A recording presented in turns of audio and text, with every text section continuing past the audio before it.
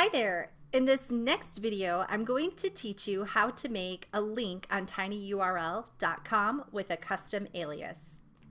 So you're just going to type in tinyurl.com, tinyurl.com, just like this. And you're going to take your link, and I'm going to go ahead and take that how to make a safe YouTube link URL and place it here. I'm not going to hit this yet though, because I want to make a custom alias. So I'm going to say Mrs. Giroux safe YouTube.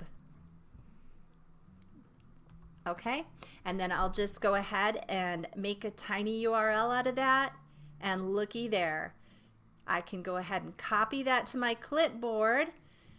It's going to be tinyurl.com/Mrs. Giroux safe YouTube. And then once again, I will come over to my OneNote and I will how to make a tinyurl.com link during a pandemic. Paste that in there and voila. I'm done. I can share that out with students. They'll be able to easily recognize that link and maybe even memorize it.